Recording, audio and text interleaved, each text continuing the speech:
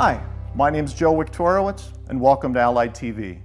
Today we're going to talk to you about the differences between interstate and intrastate moves and the various regulations and pricing that go along with each.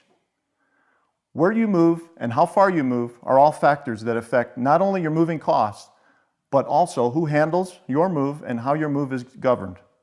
It's important that you recognize these factors before your big day to save yourself surprises on the bill or other hassles. So before we dive into the differences, let's clearly define what constitutes an interstate move and what constitutes an intrastate move. By definition, an interstate move is one that occurs within the borders of one state.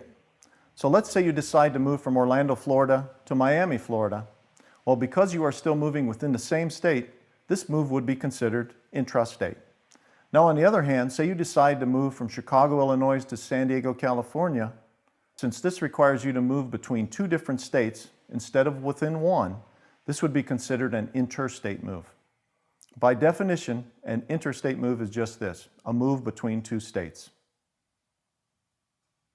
So now that you understand the definitions of both types of move, let's take a look at the cost and regulation differences between the two. First up, intrastate moves.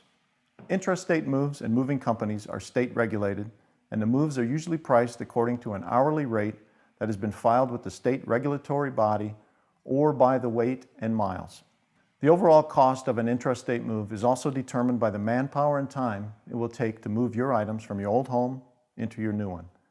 Keep in mind that the larger your current home and the more rooms you have, the larger your moving crew will need to be. An intrastate move is typically handled solely by your moving company.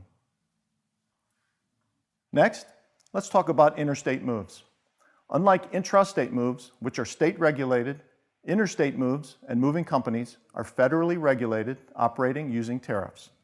These tariffs provide the terms and conditions of your contract with the moving company and a schedule of rates and charges that the movers use to determine your final moving cost.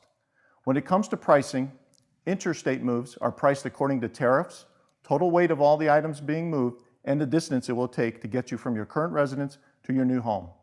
An interstate move is handled by the National Moving Company.